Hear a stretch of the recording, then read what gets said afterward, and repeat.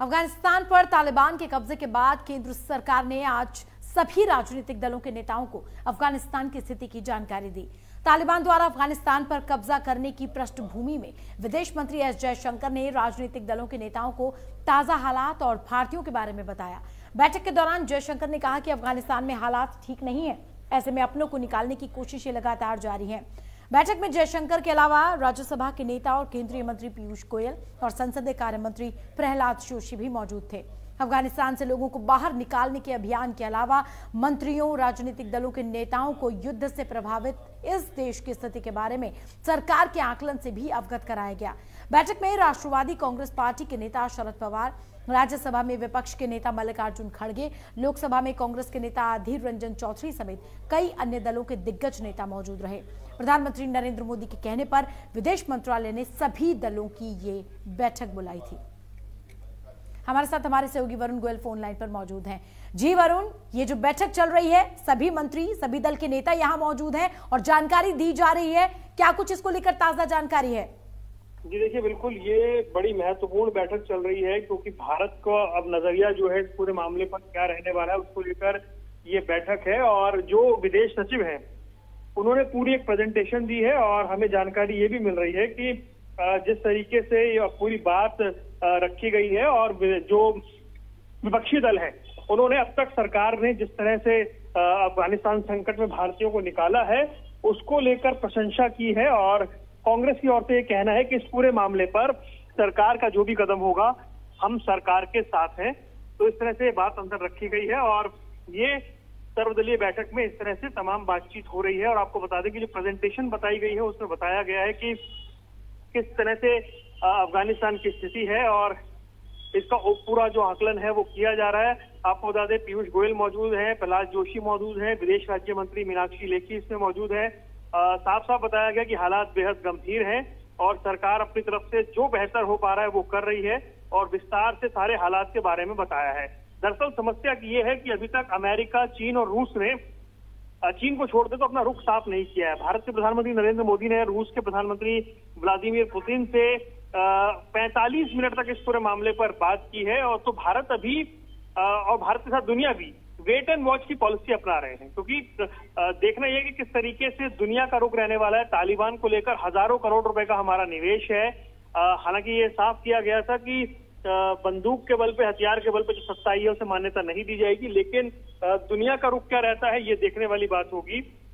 शरद पवार, मल्लिकार्जुन खड़गे, अधीर रंजन चौधरी, टी.आर. बालू, पूर्व प्रधानमंत्री एच.डी. देवेगौड़ा, अनुप्रिया पटेल सब इस बैठक में मौजूद है। और सरकार ने साफ किया है कि अंदर जो स्थिति है वो साफ है और तालिबान दोहा में किए गए अपनी बात पर कायम नहीं है, ये बात स्पष्ट हुई है।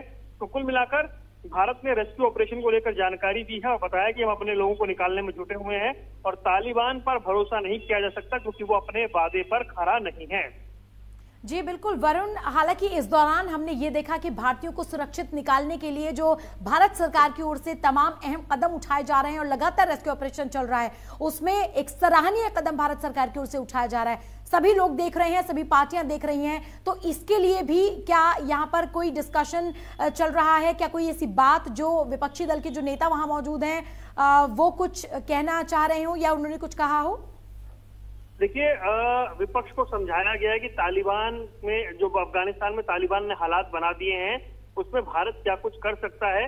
क्योंकि सबसे बड़ी बात, जो सबसे महत्वपूर्ण बात अंदर से निकल कर आई है वो ये कि सरकार की ओर से बताया गया कि हम वेट एंड वॉच की स्थिति में हैं। अंतर्राष्ट्रीय मानकों के आधार पर तालिबान का शासन अभी नहीं माना जा रहा है, इसलिए अभी हम रुके हुए हैं। और हर्ष श्रृंगला जो विदेश सचिव है उन्होंने जो प्रेजेंटेशन दी है और ये बताया गया है कि रूस, पाकिस्तान, इनके भी पीछे से अपनी अपनी बात चल रही है। तो जो बैकडोर बातचीत है उसमें कुछ स्पष्ट नहीं हो रहा और भारत उसका इंतजार कर रहा है। भारत के विकल्प खुले हो सकते हैं क्योंकि अफगानिस्तान को लेकर लगातार प्रधानमंत्री भी विदेशी नेताओं से बात कर रहे हैं और सरकार भी एक्टिव है। बताया जा रहा है कि अजीत डोभाल जो सिक्योरिटी एडवाइजर हैं वो पिछले 2 हफ्ते से लगातार एक्टिव है। अच्छी बात यह रही कि अलग अलग फ्लोर लीडर जो अंदर मौजूद हैं उन्हें जो अफगानिस्तान में बचाव अभियान पर जानकारी दी गई है उस पर फिलहाल विपक्षी दलों ने भी कहा है कि हम सरकार के हर फैसले में सरकार के साथ हैं। ये एक बड़ी महत्वपूर्ण बात अंदर कही गई है। अब भारत का रुख जो है उसका इंतजार करना पड़ेगा कि क्या हमें तालिबान से संपर्क साधना है। अगर तालिबान को अंतर्राष्ट्रीय स्तर पर मान्यता मिलती है तो भारत क्या करेगा, ये सब देखने वाली बात है। और तालिबान के रुख में क्या बदलाव होगा, जो बार बार चर्चा हो रही है कि तालिबान बदला हुआ है, उसकी स्थिति कोई दिख नहीं रही है। और सबसे बड़ी बात, क्या कोई प्लान बी है, अगर कहीं बातचीत नहीं होती है तो क्या कोई बैकडोर डिप्लोमेसी होगी।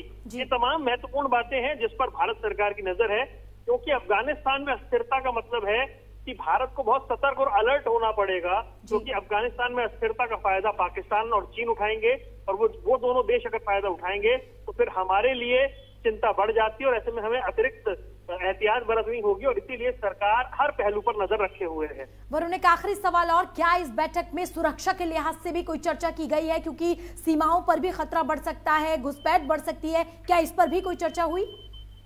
देखिए, अभी और जानकारी आना बाकी है। अभी सरकार की ओर से ब्रीफिंग दी गई, विपक्ष ने सरकार के अब तक के जो कोशिश की है, प्रयास की है, उसकी एक तरह से सराहना की है। अभी सरकार ये बता रही है कि हम आगे क्या कर सकते हैं, हमें थोड़ा इंतजार करना होगा, वेट एंड वॉच, ये सब सरकार बता रही है। और दूसरे पहलुओं पर भी चर्चा होगी, लेकिन अभी विस्तार से और जानकारी बाहर निकल कर आएगी तो हम दर्शकों से साझा करेंगे। चलिए, बहुत बहुत शुक्रिया वरुण इस तमाम जानकारी के लिए।